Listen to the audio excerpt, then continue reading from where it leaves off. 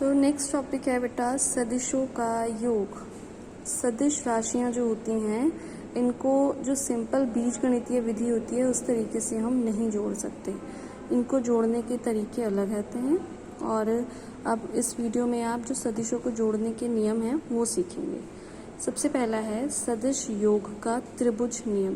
ध्यान से सीखिए।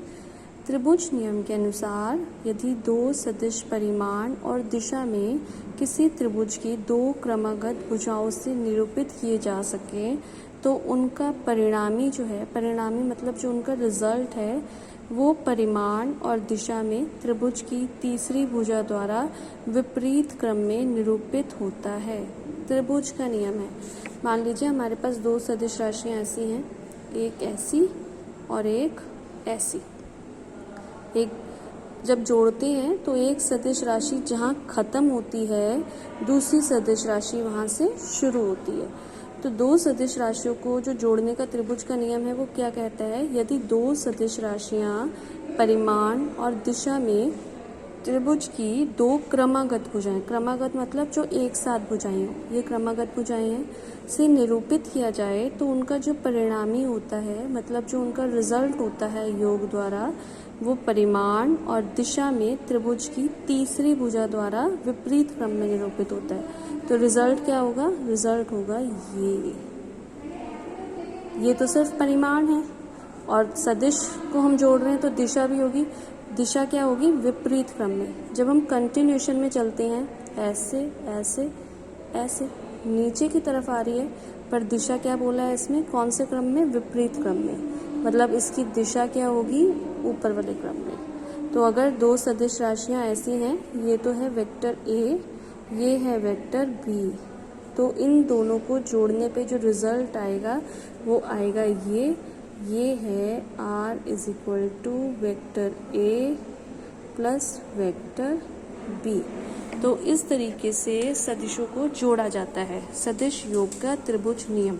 एक बार फिर से, अगर हम सदिश, दो सदिश हमारे पास ऐसे हों जैसे वेक्टर ए और वेक्टर बी, जैसे त्रिभुज की दो क्रमागत भुजाएं, तो उनका जो परिणामी होगा, जो रिजल्टेंट होगा वो उन दोनों सदिशों के उन त्रिभुज की जो तीसरी भुजा है उसके बराबर होगा और उसकी जो दिशा होगी वो कैसी होगी, विपरीत होगी। एक और एग्जाम्पल लेते हैं। मान लीजिए एक सदिश राशि ऐसी, एक सदिश राशि ऐसी, तो इसके बाद जो है ये होगा जो परिणामी होगा। ऊपर की तरफ पर रिजल्टेंट की दिशा कैसी होती है, विपरीत, मतलब नीचे की तरफ। ये ए, ये बी और ये हो गया रिजल्टेंट। ये बहुत इंपॉर्टेंट नियम है सदिशों को जोड़ने का, त्रिभुज का नियम। अब इसको ज्यामिति विधि, ज्योमेट्रिकल मेथड, इसको मैं एक्सप्लेन कर देती हूँ एक बार फिर से। एक भौतिक राशि है P इस डायरेक्शन में, एक भौतिक राशि है Q, ठीक है। तो इन दोनों को हमें जोड़ना है, इनका रिजल्टेंट बताना है। तो P और Q, तो जो रिजल्टेंट होगा वो किसके इक्वल होगा, इसके इक्वल, यहाँ दिखाया हुआ है, पर दिशा विपरीत इस डायरेक्शन में। तो ये P, ये Q, R is equal to P plus Q। हमने ये माना।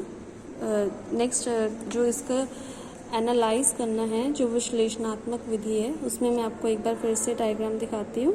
ये AB, ये वेक्टर P है, ये BC, ये वेक्टर Q है। इन दोनों को हमने जोड़ा तो आ गया वेक्टर R, ठीक है। अब हमने क्या किया, जो C है इससे एक लंब डाला और AB को भी आगे बढ़ा दिया, तो ये कोण जो है ये थीटा मान लिया और जो रिजल्टेंट वाला कोण है वो मान लिया फाई।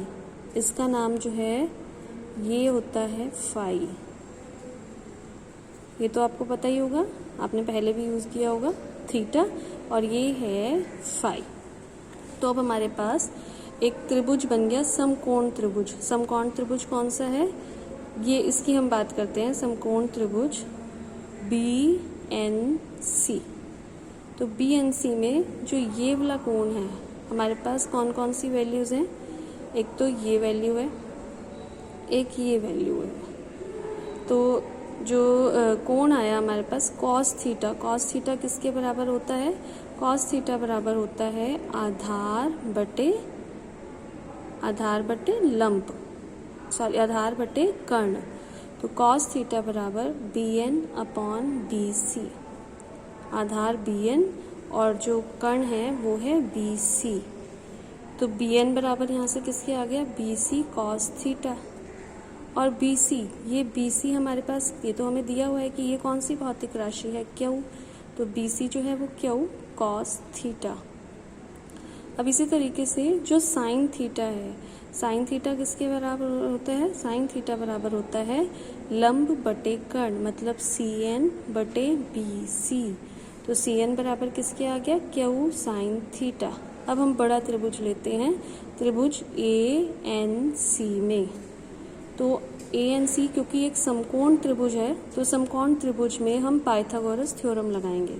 पाइथागोरस थ्योरम के अकॉर्डिंग ये जो कर्ण का स्क्वायर होता है ये किसके बराबर होता है? लंब का स्क्वायर प्लस आधार का square. It means AC square is equal to CN square plus AN square.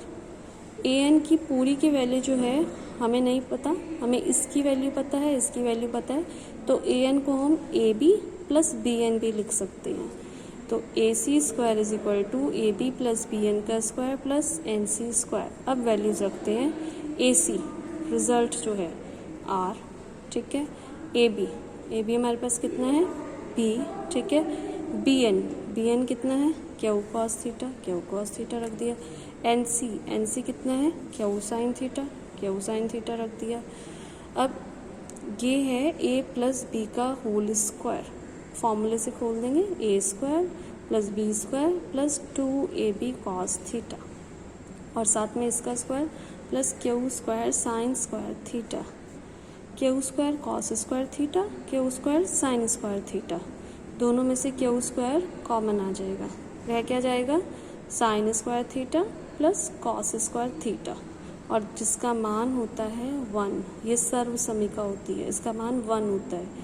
तो अब हमारे पास R square is equal to P square plus Q square plus 2PQ cos theta हो गया। तो यहाँ से R का मान जो है under root P square plus Q square plus 2PQ cos theta. तो ये है रिजल्टेंट जब हम दो सदिशों को जोड़ते हैं। और जो रिजल्टेंट की दिशा tan फाई होती है, tan phi NC upon AN, क्योंकि tan किसके बराबर होता है? लंब बटे आधार। तो यहाँ पर जो लंब है वो है NC और जो आधार है वो है AN। तो NC का मान Q साइन थीटा और AN का मान P plus Q cos theta. तो ये दोनों रिजल्ट इम्पॉर्टेंट, ये डेरिवेशन भी इम्पॉर्टेंट है।